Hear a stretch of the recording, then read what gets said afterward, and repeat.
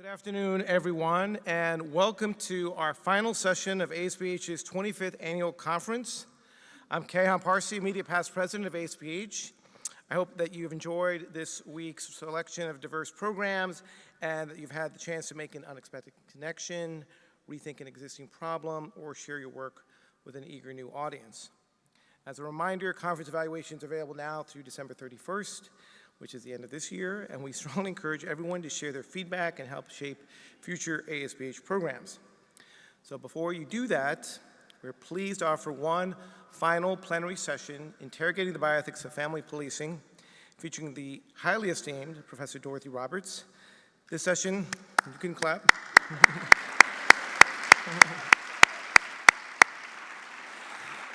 This session is generously supported by the University of Pennsylvania. Professor Roberts is the 14th Penn Integrates Knowledge Professor, the George A. Weiss University Professor of Law and Sociology, and the Raymond Pace and Sadie Tanner Moselle Alexander Professor of Civil Rights at the University of Pennsylvania. She's also founding director of the Penn Program on Race, Science, and Society in the Center for Africana Studies. Professor Roberts has written and lectured extensively on the intersections of race, gender, and class inequities in the U.S., with a special focus on reproductive justice, child welfare, and bioethics. She's authored several groundbreaking books: Fatal Invention, How Science, Politics, and Big Business Recreate Race in the 21st Century, Killing the Black Body, Race, Reproduction, and the Meaning of Liberty, and Shattered Bonds, The Color of Child Welfare. Her most recent book is Torn Apart, How the Child Welfare System Destroys Black Families and How Abolition Can Build a Safer World. In addition to her scholarship, Professor Roberts has served on the boards of the American Academy of Political and Social Science, the Black Women's Health Imperative, and the National Coalition for Child Protection Reform. Her work has been recognized by such institutions as the National Academy of Medicine, the Hastings Center, the American Academy of Arts and Sciences, and the Society of Family Planning, which awarded her their Lifetime Achievement Award in 2016. Now, I've had the pleasure of knowing Professor Roberts and her work for nearly 25 years. She would generously give of her time as a guest speaker when I taught a law and bioethics course at Northwestern Law School in Chicago, and before I got up here, she said, "Oh, you were just such a baby when I first met you 25 years ago." And so I was absolutely delighted when she accepted our invitation to be a plenary speaker at our 25th anniversary meeting here in Baltimore. Professor Roberts will discuss the ways that the child welfare system acts as a means to surveil, regulate, and punish struggling families, and the role that healthcare providers are expected to play in supporting or triggering this system.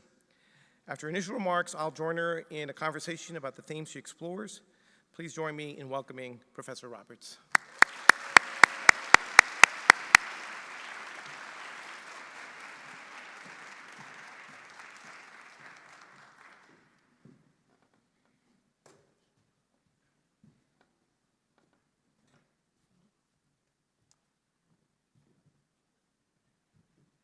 Oh, thank you for that kind introduction and the invitation to address you all today.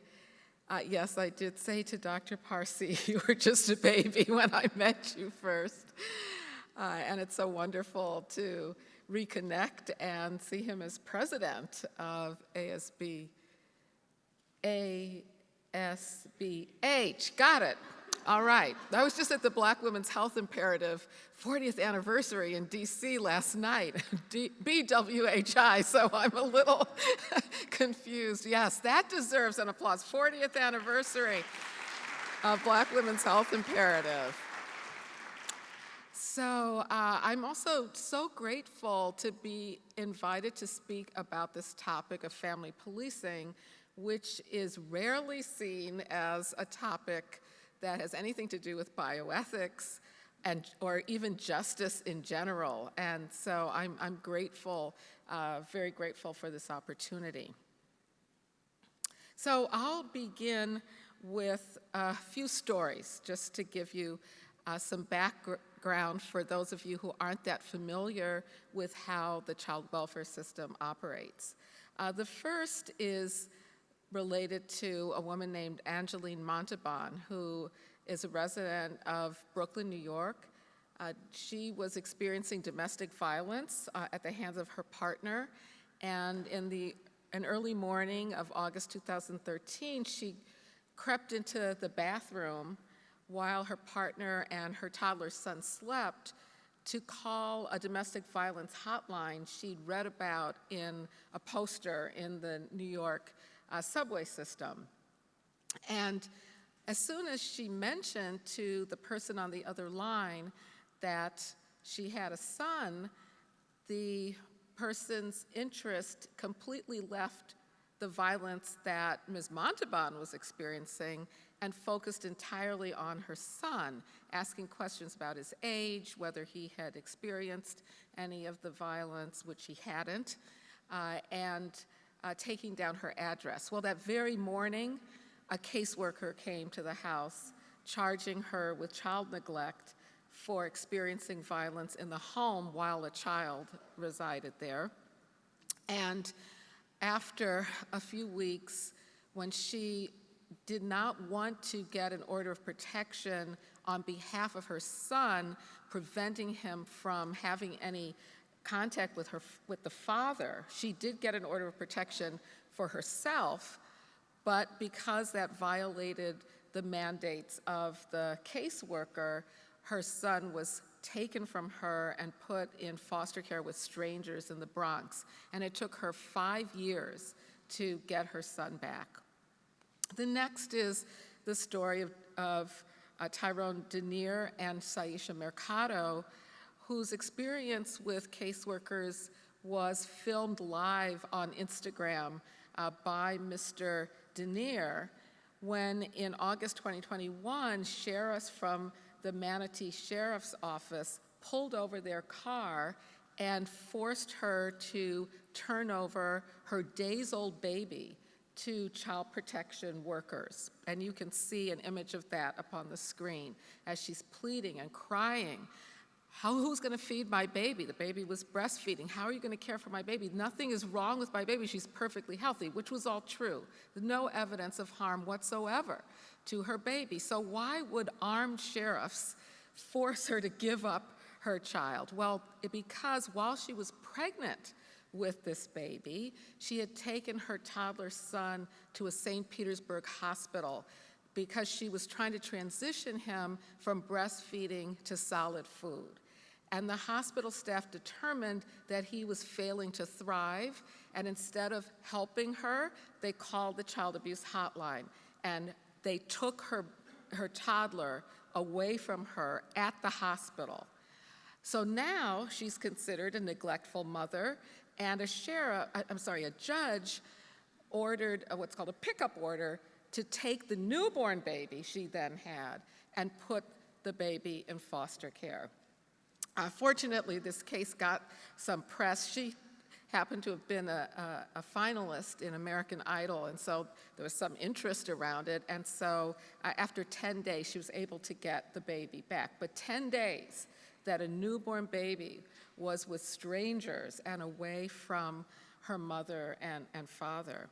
And then the third case I'll mention briefly is the Jackson family, which just took place in March of 2023. This was a family who had a home birth, and when they took the baby to their pediatrician, who cared for an older child, just to be examined, the pediatrician determined that the baby had jaundice. They wanted to treat the jaundice at home, as many people do. There's equipment that you could get to do that. The doctor disagreed, and because of their disagreement, he called the child abuse hotline. Police arrived at their home, arrested the father, and took baby Mila into foster care. Again, this case got some public attention, so they were able to get their baby back eventually, but again, lots of harm and trauma to this family because of a disagreement with the doctor. So these cases are not aberrations. They reflect, now I'm noticing that my slides are out of order. Sorry about that. Let me just see. Yeah. Okay, we'll adjust. We'll adjust. I think there's some missing slides, but that's okay. These cases are not an aberration. In the United States, Black families are at high risk of being investigated by Child Protective Services, having their children taken from them, and even having parents' rights terminated. It is so high that more than half of Black children in America will be subject to a child welfare investigation by the time they reach age 18, 53%. So child welfare investigations are, you might say, normal for Black families in America, and more than 1 in 10 will be removed from their homes and put in substitute care by the time they reach age 18. This is also very common for Indigenous families. Those are the 2 groups that are the most likely to be taken from their families. All right, I'm just going to, I'm really sorry about this. I should have checked these when I came in, but I just want to see, okay, so they're just mixed in a different order. So, okay. Let me tell you how I got involved in working against the child welfare system, which I call a family policing system, because it is a system that investigates after accusations, traumatizes, terrorizes even, separates families, sometimes permanently, rather than supporting families.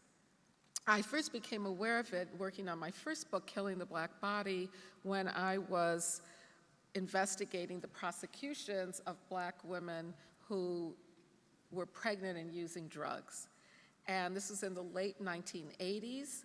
I was working on this until the early 1990s, and I was alarmed by the numbers of Black women who were being arrested while pregnant or shortly after giving birth because of a positive drug toxicology. I then discovered that in addition to the hundreds of Black women who were being prosecuted, there were tens of thousands of Black mothers whose babies were being taken from them at birth because of a positive drug test. And I was in Chicago at the time. I began to sit in on child welfare proceedings in family court, and it was very striking that every single family I saw in court was a Black family. Black mothers pleading to get their children back from judges, and an army of lawyers and therapists and doctors testifying against them on behalf of the state, on the payroll of the state. Very unethical, I thought.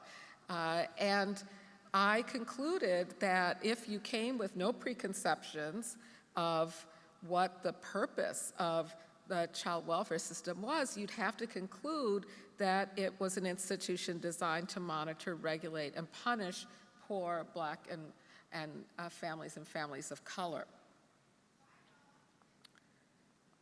Okay, the slides are all there. They're just in a different order, okay. So I then spent 2 decades working on reforms of this system.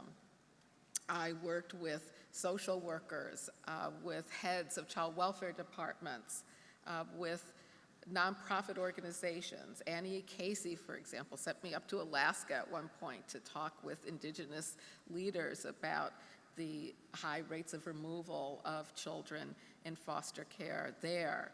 I worked for 9 years on an expert panel that was convened by a judge in Washington State as part of a settlement agreement after the judge found that Washington State was violating the constitutional rights of children in foster care.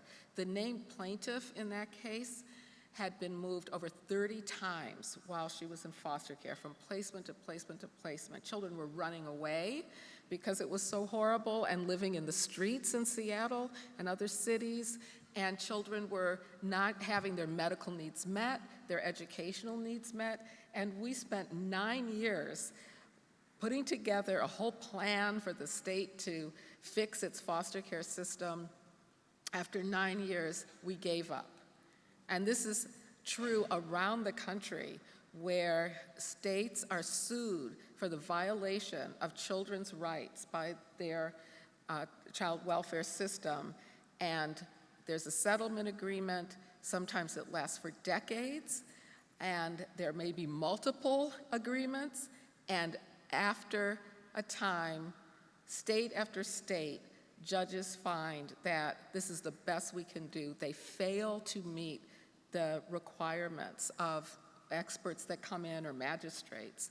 And so I came to the conclusion that there is no way to fix the family policing system because it is grounded in an ideology that is harmful to families, and it is based on stereotypes about Black and Indigenous families and impoverished families, and it also has a deep history of using this tool of the government, this extremely powerful tool of the government, the threat to take your children away, as an instrument of oppression. Okay. So we can go back to trace the roots of this system all the way to the institution of slavery. Because if we ask in the United States, where does this ideology of separating families come from? How is it so prevalent in the United States? More prevalent probably than any nation in the world, certainly than any Western nation. We terminate the rights in the United States of more parents than any place in the world. Most nations just don't rely on a system like this to supposedly care for children. And so one explanation is that the idea that oppressed families should be separated as a way of controlling them is rooted in the institution of slavery. During the slavery era, Black families had no autonomy over themselves. Parents had no authority over their children. Their children were owned by white enslavers, and they could be separated from their parents at any moment. In fact, many were separated at the auction block when they were first sold into slavery. This was just common practice, and white enslavers, for economic reasons, to punish families, or just because it was convenient or they wanted to give the gift of children to another family, did this routinely. Now, after slavery, I'm gonna find the slide. Okay, no, okay. This one doesn't seem to be here, but I know what I had to say. So after slavery, when white Southerners wanted to take over again power in the South, and you probably have heard about how they used Black codes to arrest Black people, Black adults, and put them into prisons on chain gangs, and use the convict leasing system to force Black people into labor for companies across the South. They also extracted the labor from Black children. And they did this through court-ordered child apprentices. Now, the child apprenticeship system was already in place. Some states passed new legislation to make it easier to take Black children, but all that was required was somebody to go into court with a petition alleging that Black parents were neglectful, and judges would deem them neglectful and put their children back into the custody of white enslavers. So in Maryland, for example, days after the Civil War ended, even though Maryland had a constitution that gave Black people equal rights, mirroring the US Constitution and the 13th and 14th Amendments, tens of thousands of Black children were put back in the custody to be forced to work for the former white enslavers. At the very same time, the US government was using child removal as a deliberate weapon of war to decimate Native tribes. Child removal in the case of indigenous people was first a military strategy, a weapon of war to destroy tribes, dispossess them of their lands, and even eradicate certain tribes. Certain tribes were completely eradicated as a result of the massive child removal. This policy extended all the way into the 1970s with the passage of the Indian Child Welfare Act, where the Child Welfare League and the US government had an official policy of removing Native children for child neglect and putting them into white-dominated orphanages and white homes as adoptive parents. So when we think about where does this system come from, we have to root it in these instances of the use of child removal as instruments of oppression. Now, this removal of children was heightened in the 1960s as a backlash against the civil rights movement and the inclusion of more and more Black families into the welfare state. And we can trace the explosion of foster care, where foster care becomes the main way in which the federal and state governments provide services to needy families, as opposed to providing services to them in their homes. The federal government spends 10 times more money on foster care for children who are deemed to be maltreated than it does on services to their intact families. And this all happened as Black families began to be addressed by the welfare state in America after the civil rights movement. And so by the time we get to the 1990s, Black children are the largest group of children in foster care. Right, now think about it. Black children are a minority of children in America. They were the largest group of children in foster care, 4 times as likely as white children to be taken from their homes. And we also see the continuation of long-lasting, deeply embedded stereotypes about Black mothers. Black mothers seen as a biological threat to their own children and to the nation. Black women's childbearing as a social problem that needs to be addressed in harsh and punitive ways. And so you could see the connection between the prosecutions of Black women for using drugs while pregnant, which eventually began to be seen as a bioethical problem.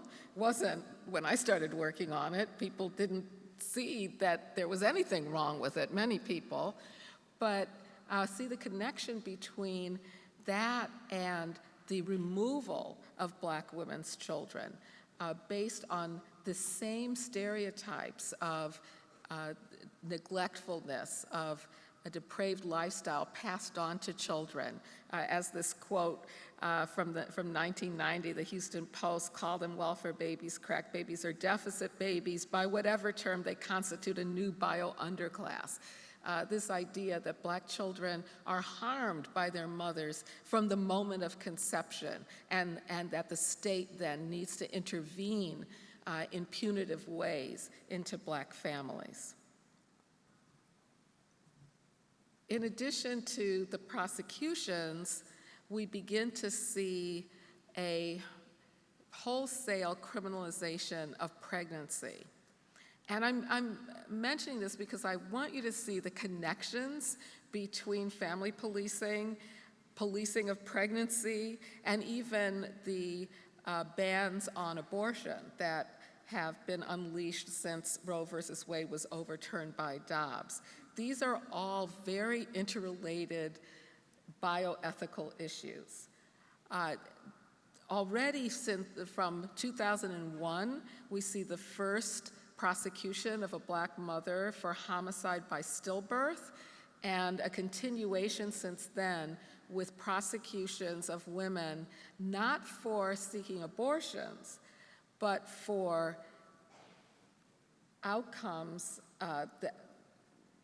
negative outcomes for their children, either stillbirths or miscarriages or risks to a fetus that a mother is accused of.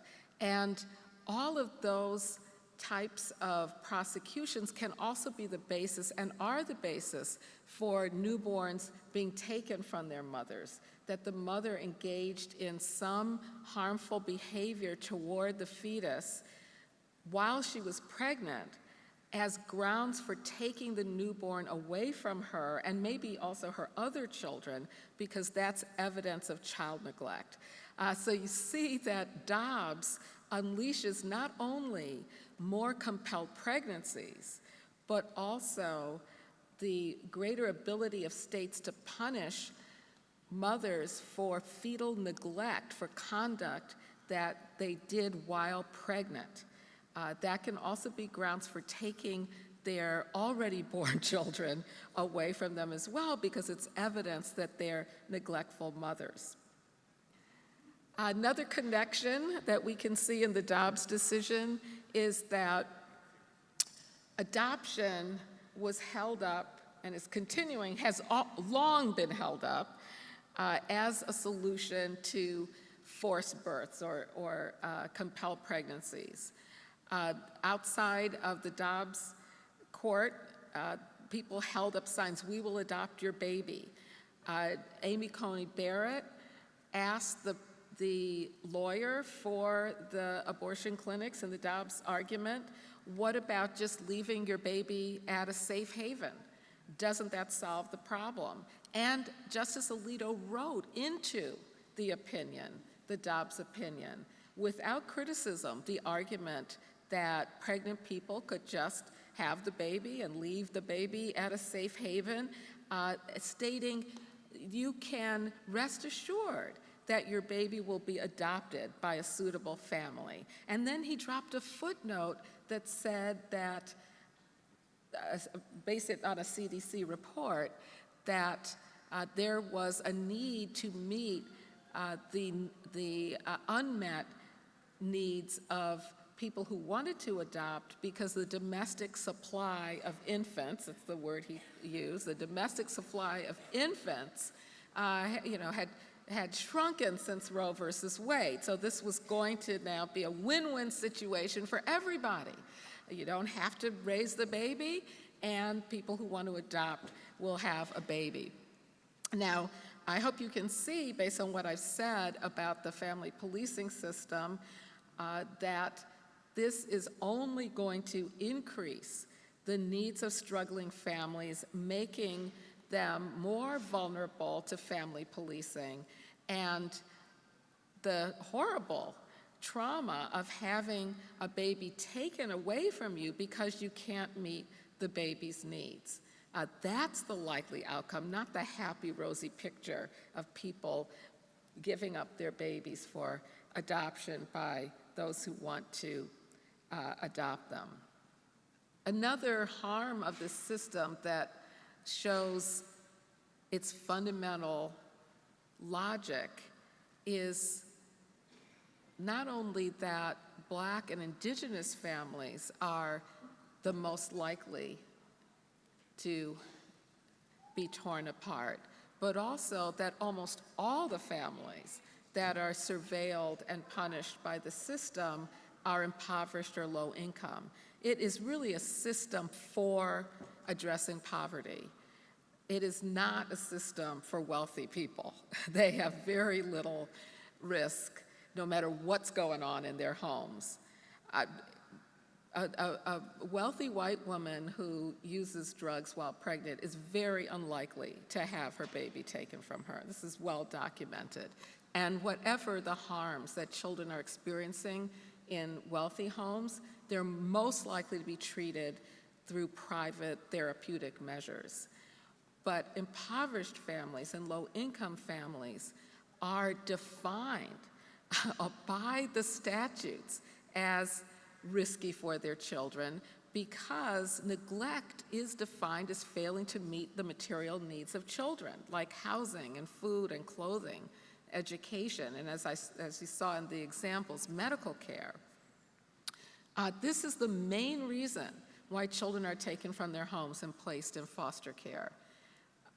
As you can see from the statistics in 2017, 62% of children in foster care are there on grounds of neglect, and housing is considered another category. This is insecure housing. If you add it all up, it's a very small percentage are removed from their homes based on physical or sexual abuse.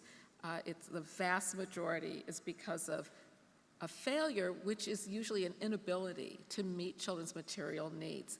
And the system doesn't respond by helping families meet their children's material needs. It responds by mandating a list of so-called services to families, which usually includes something like parent training classes and mandated meetings with a caseworker.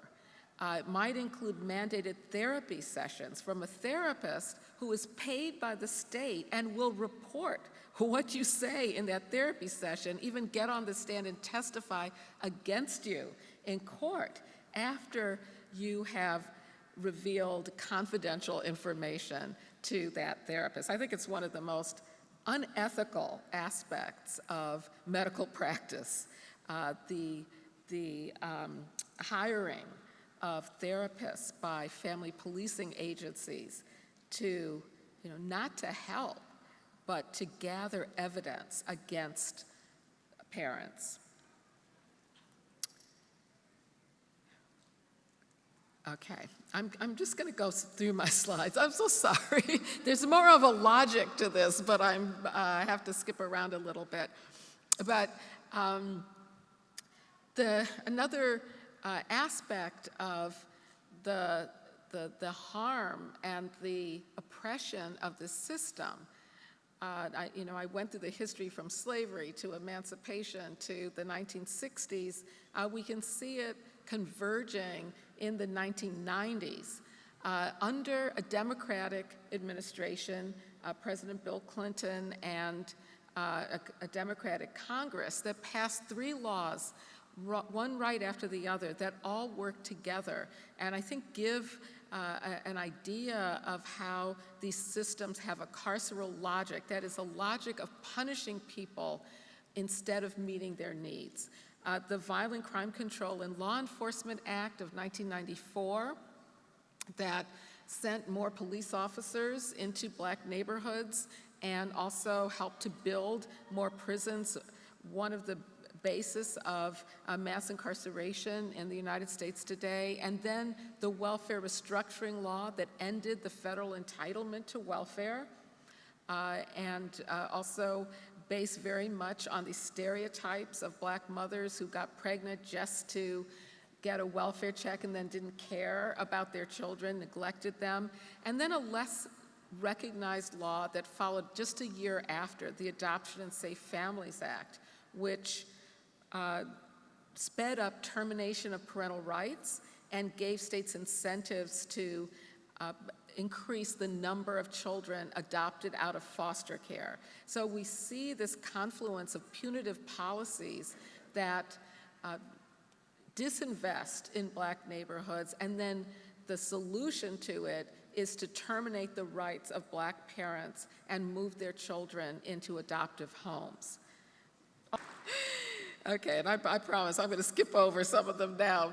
We'll leave out I have a whole part of this about how police and caseworkers work together, but just keep that in mind, that it's a carceral web. This form of policing is very, very connected to criminal law enforcement in a number of ways. But I want to get to what Kayhan promised that I was going to talk about, how doctors, I've already mentioned some of how doctors are involved in this system, but the mandated reporting, which is required by the federal government in all states, and all states have some mandated reporting law that lists certain professionals who deal with children and require them to report their suspicions of child maltreatment to state authorities. And we know from multiple studies that doctors are highly biased in the way in which they suspect evaluate and report child abuse and neglect. In the case of reporting, well, first testing for and reporting drug use while pregnant, a number of studies have found they're much more likely to test Black mothers and report them and for their children than to be removed. And even in the case of physical and sexual abuse, a number of studies showing that doctors are much more likely to suspect that Black children have been the victims of child abuse when they present with fractures, with head trauma, much more likely that they'll be sent for evaluation of those injuries as child abuse if the family and the children are Black. Okay. Now, not only is this a very racially biased system, mandated reporting, but it also is harmful to families. Part of the reason it's harmful to families, as was shown by this study published in Context magazine by a couple of sociologists, because it deters families from seeking help. Kelly Fong, another sociologist, has a book out now called Investigating Families, based on many interviews with families and caseworkers, and also the stories that families tell of how they're afraid to go to doctors, social workers, social service providers, teachers with their problems seeking help because they're afraid they'll be investigated and their children will be taken from them. Not because they want to harm their children, but because they know that very often families have their children taken from them simply because they're unable to meet the needs of their children.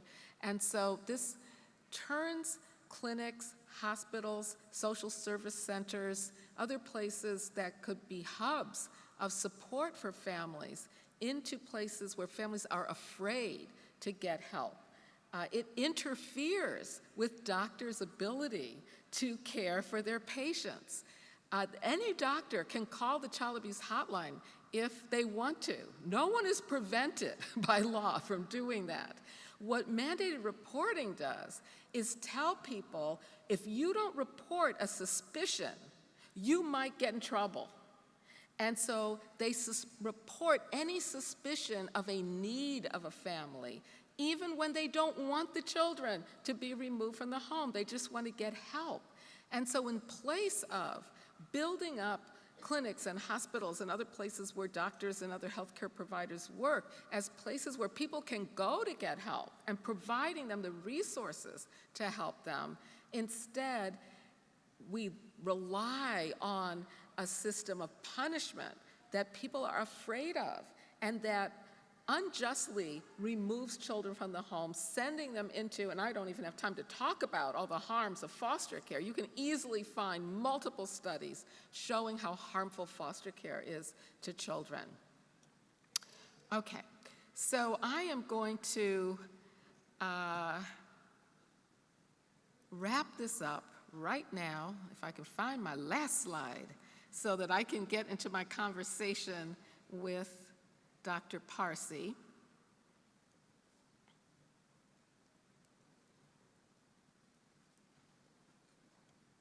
All right, well, this one might have escaped altogether. I don't know. But so let me just say that one response is to take up reproductive justice more seriously. Black feminists have been, I just mentioned Black Women's Health Imperative 40th anniversary. Billie Avery was talking about reproductive justice. She may not have used those terms for 40 years. Black women got together in 1994, I think it was, and coined the term reproductive justice as the human right not only not to have a child, but to have a child and to parent children in a safe, supportive, and sustainable community.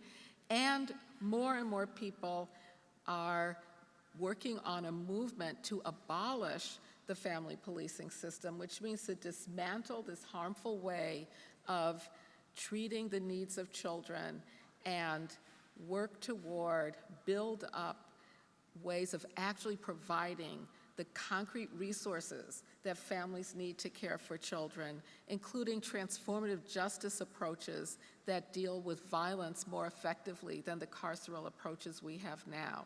So my conclusion, I'm going to talk with Kayhan about it right now, is that we should be incrementally, by ending mandated reporting, for example, by giving parents applying their constitutional rights against state intrusion into their home, by ending forced drug treatment in hospitals, I should say drug testing in hospitals. There are ways we can move toward reducing the power of this system, while just as important, we build up the policies like putting cash in the hands of impoverished families that we know do much better at reducing childhood poverty and reducing child maltreatment. So thank you so much. I'm sorry for the glitches, but I appreciate your attention.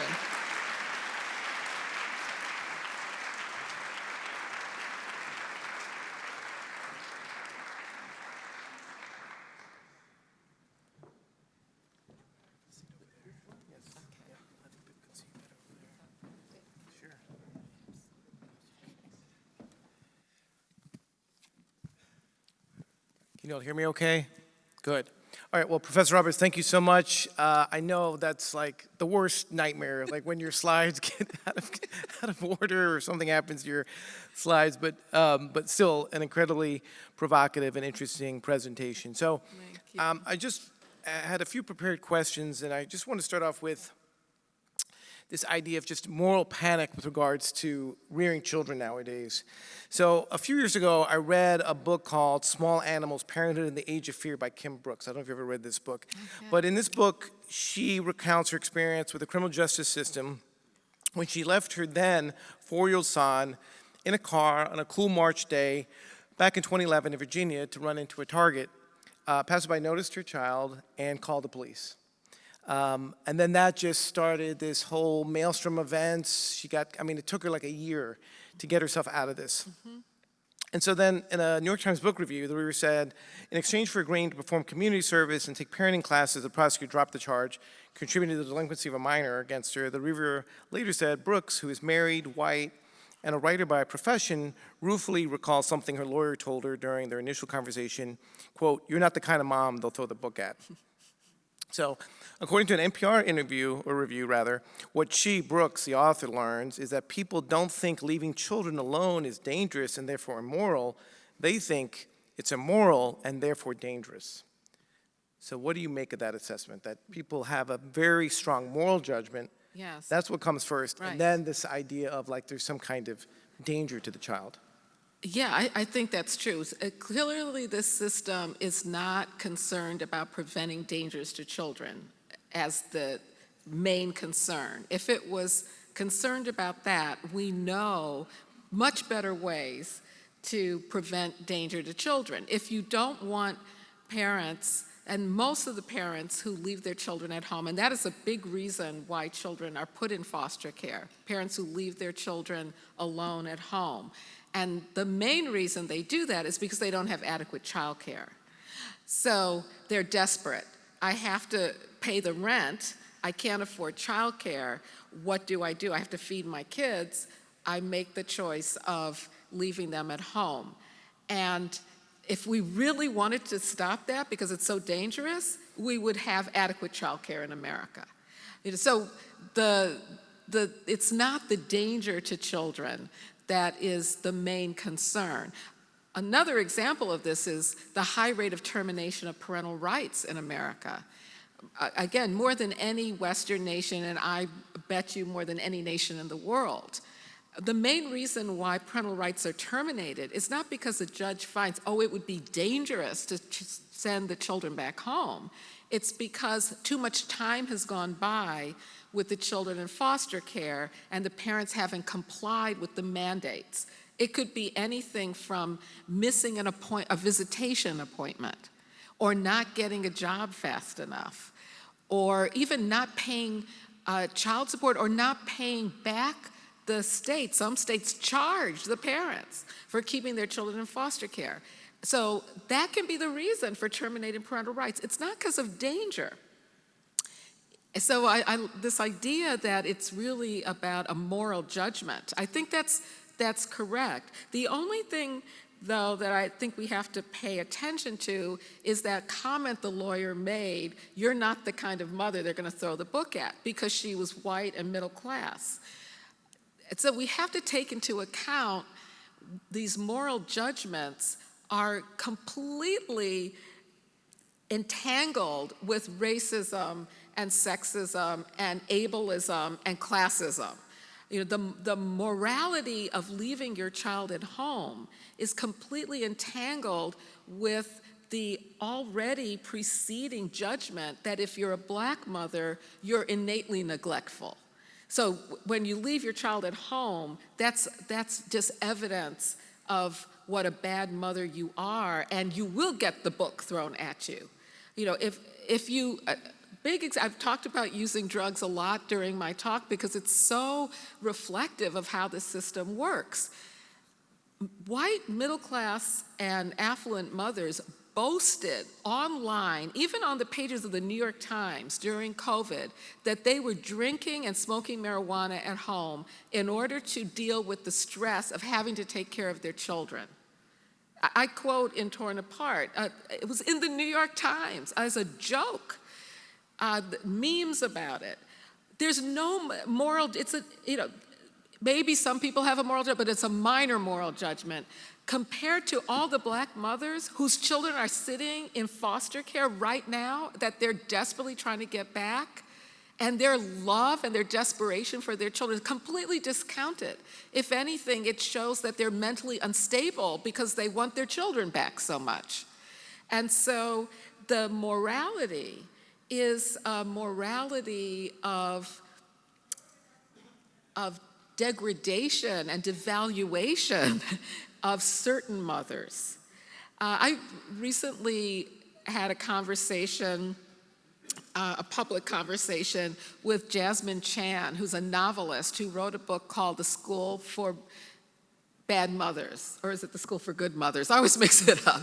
But it's like a dystopia about a mother who works at University of Chicago, who leaves her baby at home, and then she gets sent to this re-education camp for training her and others how to be good mothers.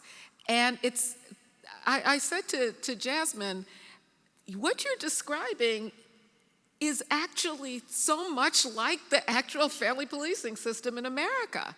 And my only concern about your book is that people will read your book and think it's a made-up science fiction and not realize that this is actually happening to impoverished mothers around the country, that they'll think, oh, this is terrible that this could happen to a middle-class mother. Well, guess what? It is happening to impoverished mothers. Right. And so all these moral lessons are not, it's a morality that is extremely biased, a morality that is judging certain mothers on a different standard based on stereotypes and let me just add, these stereotypes serve a purpose. They serve a purpose to support laws and policies that are designed to maintain an unequal society. That's the fundamental point. I want to make sure that comes out of my talk. How does this system operate? It operates to put the blame on impoverished families for the unmet needs of poor children in America, instead of putting the blame on poverty and structural racism and other kinds of inequities. That's ultimately how it functions. So you mentioned in your book, Torn Apart, your own personal experience with your 5-year-old. Yeah. Years ago, you were taking your kid to overseas conferences. You need to miss school, and the kindergarten teacher said, if your son continues to miss any more school, I'm going to have to call the truancy officer to visit your home. But at the next meeting, the teacher's suspicion, even contempt, had disappeared. You said, she must have looked me up and realized I was a professor at Northwestern. Yes. So that kind of reflects this, what you said, this kind of classism, right? Kind of, I mean, the, Yes. right? Yes, I almost, I wasn't sure if I wanted to put that story in the book because I don't want to paint myself as someone who has been victimized by this system. I mean, there are so many more Black mothers who have suffered grievously, and their children, and are suffering now by this system. But I wanted to give a little bit of my own personal experience of having this kindergarten teacher threaten to turn me in to the truancy officers because my son had missed school. And then when, at another meeting, after she learned more about me, praising me for taking my son, to these conferences all over the world. Now he put together a little book about it with pictures, and she thought it was so wonderful. And I thought, how could her attitude have changed so much? And I think it was because when I first showed up, I was just a Black mother who didn't know how to take care of her children, didn't value education.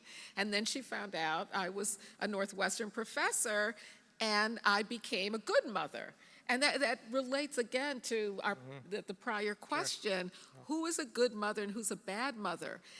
That's what really matters.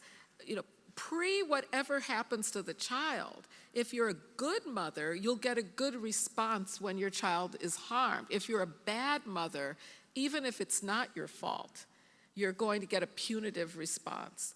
And so that was my own experience with it.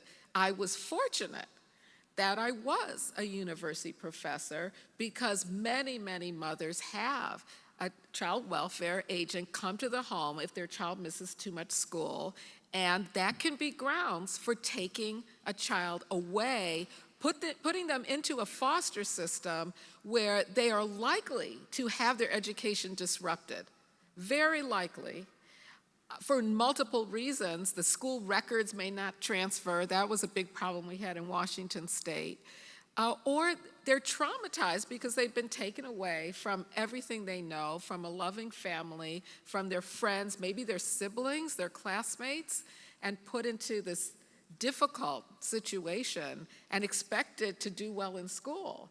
And so that's why I told that story, but it's far worse for mothers who don't have the privileges that I have. So you share a number of these really, these very powerful stories and cases, and you talk about the power that caseworkers and therapists have.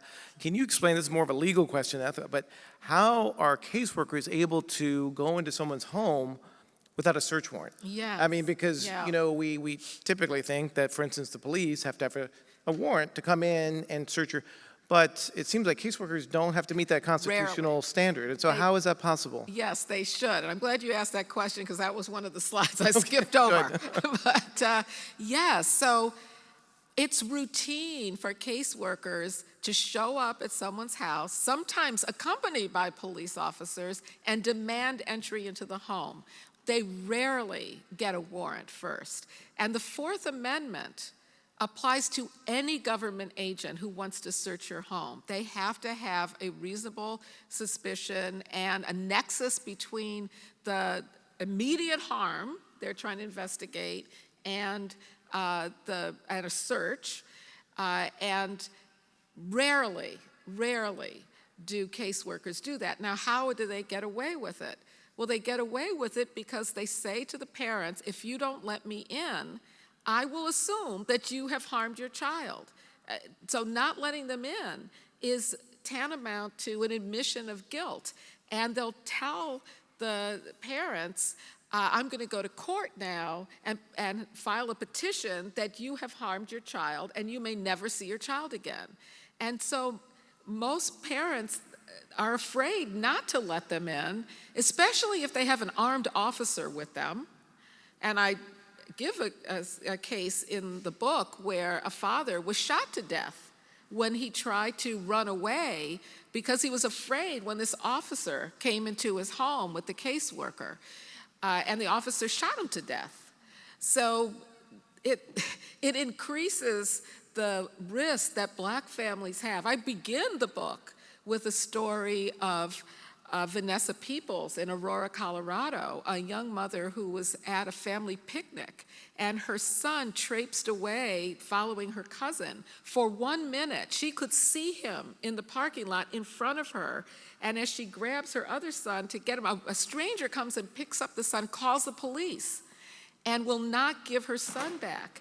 The police officer gives Vanessa a citation for child abuse, because her son traipsed away in front of her eyes, something I think most parents have experienced. Again, if I'm absolutely sure, of course we don't know the counterfactual, if she were a wealthy white woman, there's no way this officer would have given her a ticket for child abuse. So now the caseworkers come to her house. She doesn't hear, she's deaf in one ear, she can't hear, she's down in the basement. 7 police officers come into her house. When she objects to them not letting her mother keep the children because they're terrified in the bedroom, the officer says, no, you can't, I have to be there in the room with you. Why? What rights do they have to come into your house and tell you you can't be in a room with your children? She has done nothing wrong at that moment. Yes, she had this ticket, but there was no evidence she was harming her children. They could see her children, as she said. Police officer grabs her by the neck and hog ties her, tying her hands behind her back and her ankle and then chaining them together. For 30 minutes she was like this. And now she's on, and here's another aspect of this that's so harmful to families, she's on a child abuse registry. She was in nursing school. She cannot get a job as a nurse now. She can't find an apartment. She's living with her mother because no one will rent to her because this registry is public information. And her life has been ruined by this little incident. But again, she was deemed to be a bad mother before the incident happened, apart from the incident. And it shows how this entanglement of police and caseworkers, but as I say in the book, in some ways the police are made more powerful by family policing because they can now accompany a caseworker and they don't have a warrant, but they just go along.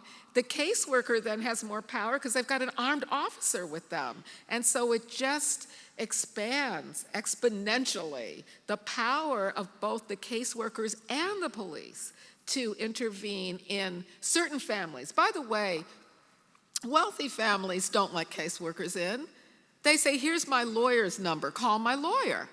They don't let them in. And I even had a caseworker tell me, I don't go into wealthy neighborhoods no matter what the allegation is because I know they're going to call a lawyer and that just takes too much of my time. So I just go into the impoverished neighborhoods because I know they'll let me in. So in Torn Apart, you talk about what you call the foster industrial complex and its perverse incentives. So, and it seems very punitive in its approach, right? It's not rooted in need, as you say, or public health. And you talk about the history. Do you have any hope in reforming this system? And then you later on talk about an intense backlash to any kind of reform. So talk a little bit about attempts to reform and then the backlash. Yes. So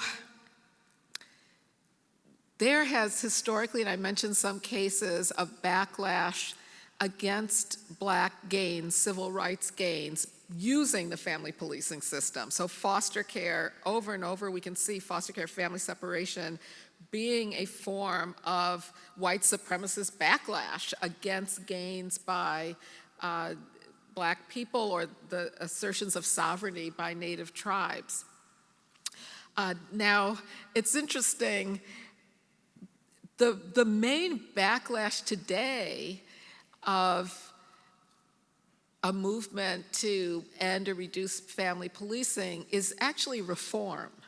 I know this might sound counterintuitive, but Because now there is so much evidence of the harms of foster care, the racism in the system, since I wrote Shattered Bonds in 2001, that was my first book on this subject, the term racial disproportionality became popular, and every state has had some task force to reduce racial disproportionality. Every state has had some efforts to reduce the foster care population. When I wrote Shattered Bonds, there were more than 500,000 children in foster care. That's been reduced somewhat, in part because of these reforms. But what the reforms do is legitimize the system. It makes it seem as if, they really are trying to be less racist than they have been in the past. They really are trying to provide more services to families than they did in the past. But what that does, besides make it seem as if the system really isn't so bad, we can keep it after all, is that it expands the net of families that are being investigated, because what the states and cities will say is, well, we're not going to focus so much on taking children away, we're going to focus on providing services, and so we can expand the numbers of families. But these services are still within this coercive system. They're not what the families ask for. They're not voluntary. They're issued with the threat that if you don't comply with the services, we will take your children away. There's a federal law that was passed recently that's supposed to address this expanding foster care population and the harms to children by providing more services, Family First Act. And what it does, though, is say, well, if your child is at risk of being placed in foster care, you can get these services. So they're not given to families who need them. The cost of it is being at risk of your child being placed in foster care. And if you don't comply with the services, and you're under surveillance now by the state, if you're in this program, you are going to have your children taken from you. That is not a good way, an ethical way, to provide the resources that families need. What we should have is an approach to children's needs that provides what families say their children need, what they need in order to care for their children. That's voluntary, that's generous, that actually has something to do with the family's needs. Parent training classes don't provide housing. They don't provide food. They don't provide clothing. They don't provide health care. They don't provide education. But that is almost always what's on the list of services. You have to attend parent training classes. I have time to mention one other quick story. So I recently engaged with a domestic violence program in Massachusetts on this topic. And one of the workers who is trying to help mostly mothers who are escaping domestic violence, and this agency is trying to help them become more economically self-sustaining so that they don't have to rely on a violent partner. And she said to me, I had this mother and her children I was working with. They were in a homeless shelter, and we were trying to get her a job, some housing, get her on her feet so she wouldn't have to go back to the violent partner. And someone reported her, probably the domestic violence shelter probably thought they were obligated under mandated reporting, reported her to the Child Protective Services, and they came and took her children away from her. And then she now has to visit each child in a different location in the city. She has to go to drug treatment even though she didn't have a drug problem. She has to go to psychological counseling because, of course, something's wrong with her psychologically, that she would have children and be a victim of domestic violence. all of these services she has to do, parent training classes, all of that. And this worker said it completely ruined the plan that we had. She was going to be economically self-sustaining. Now we're beyond step one. And not only that, she's distraught. Her kids are taken from her.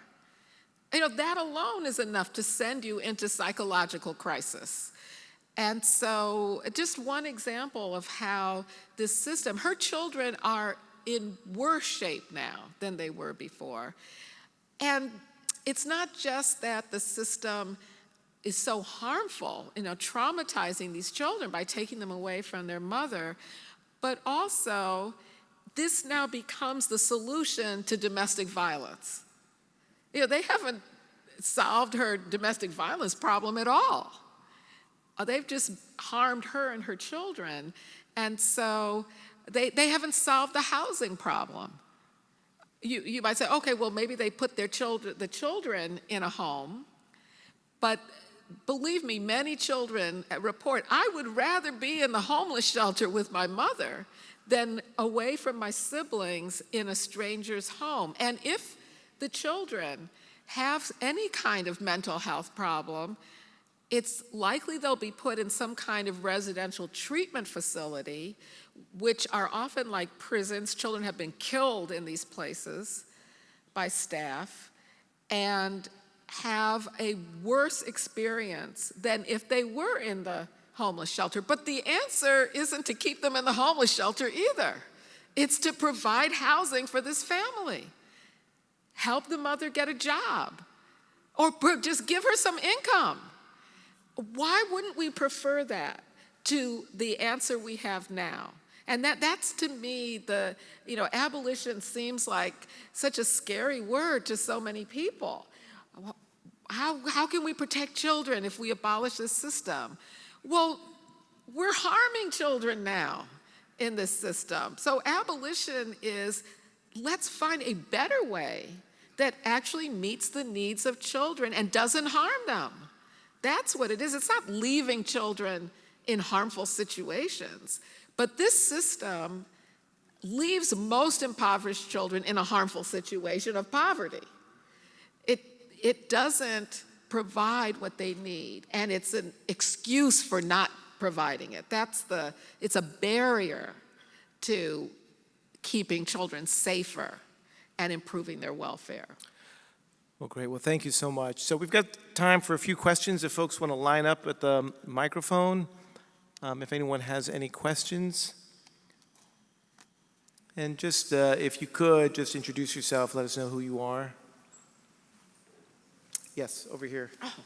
Hi. I have more of a comment than a question. Sure. Having been a former social worker in family reunification, and a child of a retired Head Start and kindergarten teacher, the frustration that you have where you have resources, but you never have enough to support all the parents. Yeah. Where we can give them bus tokens, but we don't even give enough to, we run out by the middle of the month to even give them the support that they need, and losing funding for Head Start, where my mom would teach cooking classes and teach nutritious meals on a budget and things of that nature. Like, I really appreciate all the work that you've done and the work that you're doing, because I was incredibly frustrated.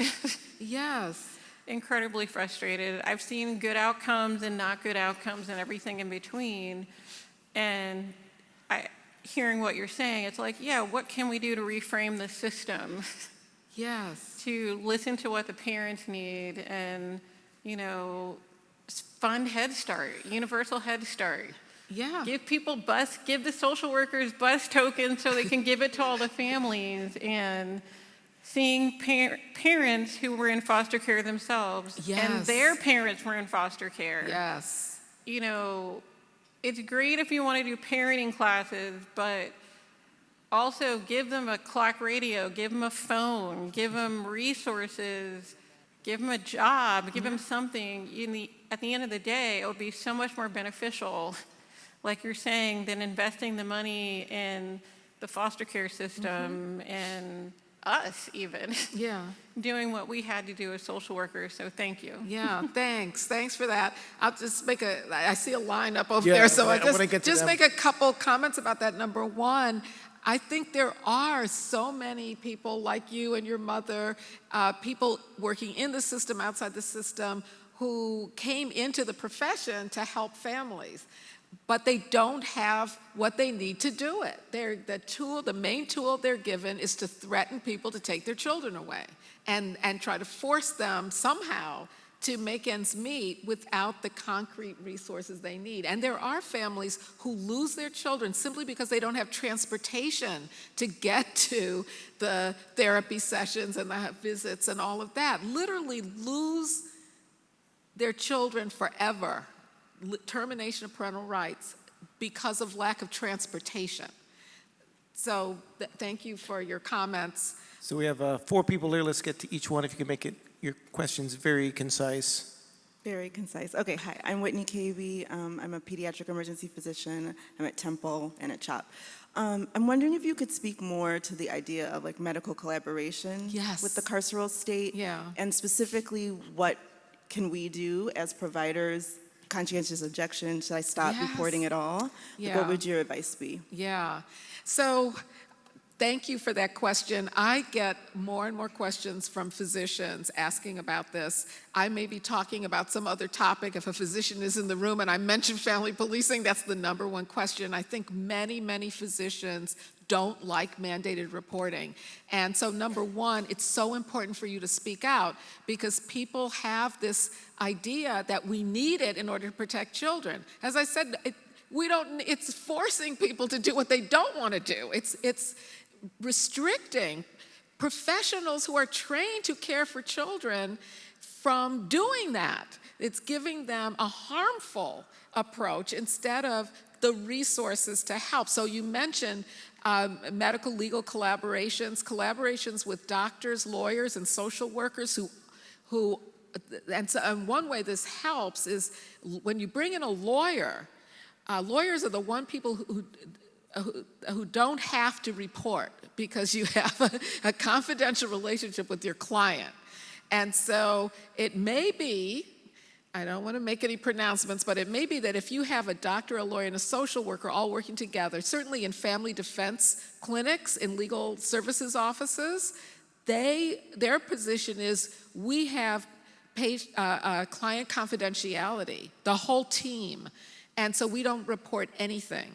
And so that's one approach. It also provides the resources, because it's not just about not reporting, it's about having the resources that families need, so instead of relying on a harmful system, you can provide what your patients need.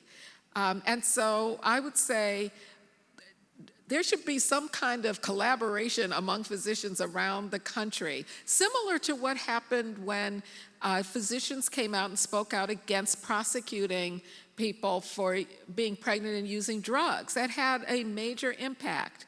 Oh, and I don't know if is Mary Faith Marshall here? She was here She yesterday. was here. I wanted to I had a slide that was going to give a shout out to her. She was one of the people who spoke out against what was going on in her own hospital and how harmful it was. So, yes, and one more thing about it. There really isn't any mandated reporting for real, because they do not report drug use during pregnancy in fancy hospitals. We know that. They do not report wealthy white women and other wealthy women for drug use while pregnant. We know from multiple studies that if it happens rarely, whereas Black mothers are routinely tested and reported in many hospitals around the country. So let's get the next 3, please. Thank you. Susan Gould, University of Michigan, and I don't really have a question. I just want to say thank you for your work. Oh, that's sweet. Thank you so much. I appreciate it. Thank you. Thank you. Hi, my name is Alex Elnabli. I'm a public high school teacher in New Haven Public Schools.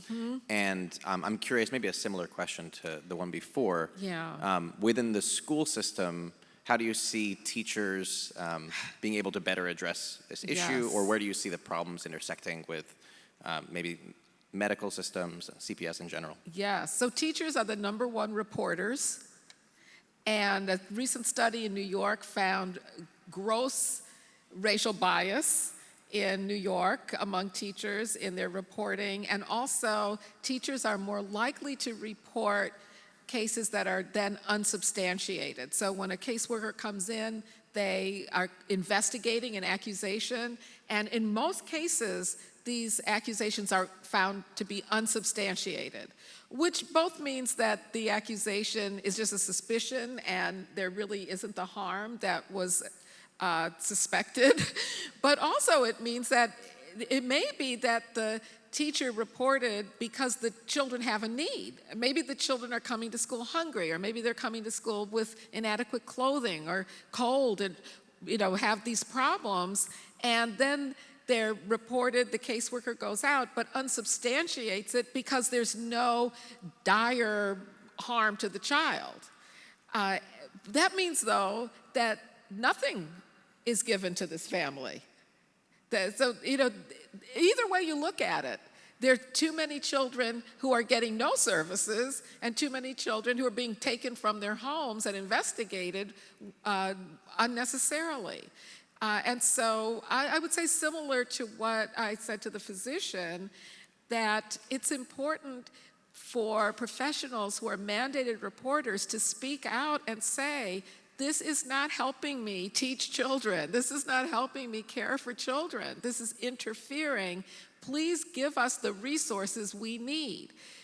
Just something simple like a child comes to school with inadequate clothing. They don't have a jacket. Could we just have a closet full of jackets to give the child instead of reporting the family to the child abuse hotline? And also what often happens, let's say the accusation is the child doesn't have clothing. They show up at the house. Now, again, most cases are unsubstantiated, but in some, they show up at the house, they're looking for something. They're looking for a problem in the family.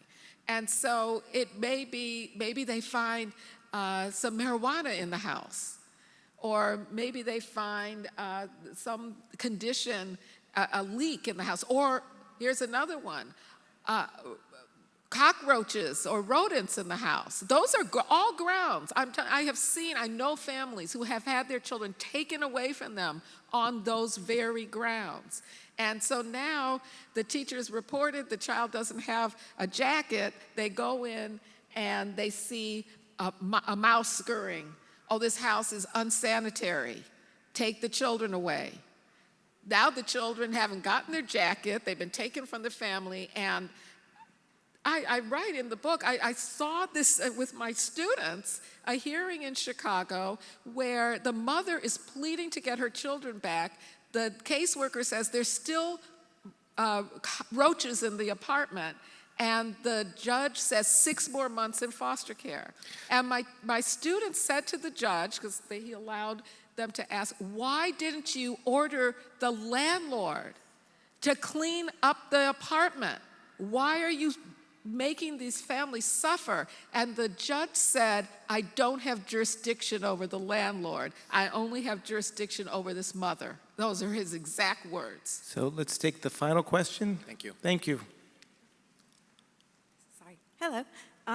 My name's Molly. I'm also from the University of Pennsylvania. But Oh, hi. Hello.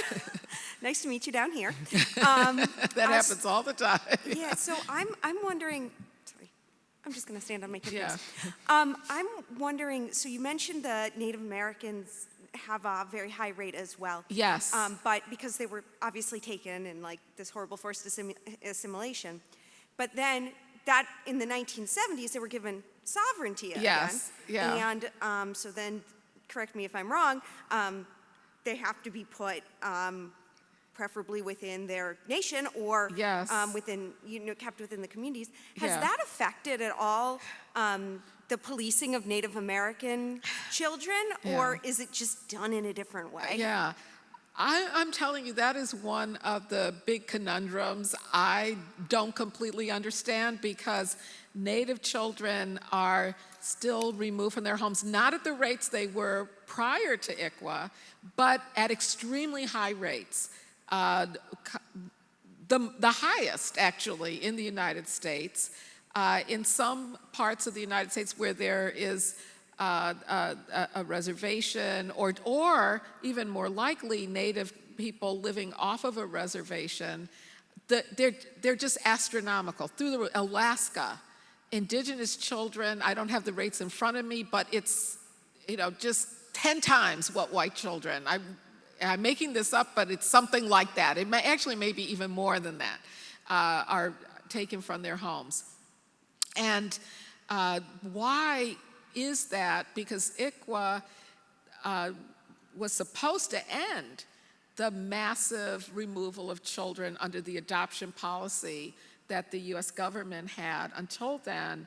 And it does require reasonable, beyond a reasonable doubt, so a higher standard to terminate parental rights. And it requires that children be, first of all, tribes are supposed to make this decision, and children are supposed to be reunited with their families or placed with a family in the tribe or another native, another tribe. So all of these, lots of other requirements as well. Part of it is that judges ignore it, and nothing happens. Most of these cases are decisions by judges. There's no opinion. The judge just makes this decision, and they never get reviewed. And there's just lots of power in judges' hands. So if there was a case just recently before the US Supreme Court. Fortunately, ICWA was upheld, but there were all these white people who had been able to adopt or foster Native children, and it happened. The case before that was baby Veronica, where the white couple won, taking a child from the Cherokee Nation.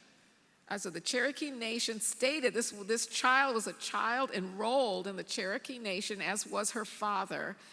In that case, the state court had given the child back to the father, and then the US Supreme Court ruled in favor of the white couple. And so this child was taken from the father she had been living with and put with the couple. So part of it is laws that, in that case, they said the father had not created a family because he wasn't with the mother when the baby was born.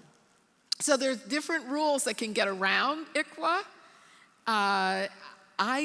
I'm not an expert on ICWA, but my belief is that state judges and child welfare agencies just ignore it. So ignore it. We should probably wrap up because we are over time, but I want to thank Professor Roberts once again. Thank you. Thanks so much. Thank you so much. And we have one final teaser before we wrap up, one final slide. Again, just to reinforce what Toby Schoenfeld said, we are meeting in September, not October, September. And there's one last video that we're going to share with you. I think the thing I love most about going back to St. Louis are the people. The people. I think that's what makes every community. A lot of different cultures and a lot of different people and a lot of just different experiences. All of the cultures are a part of what makes this such a great town. It's one of those places that you visit once and you're just gonna fall in love with. Yeah, the people are great. Can't beat them. We have quality human beings that come from this place, and I couldn't be prouder to call this my home. All right, folks, we are done with our 25th anniversary meeting in Baltimore for the American Society for Bioethics and Humanities.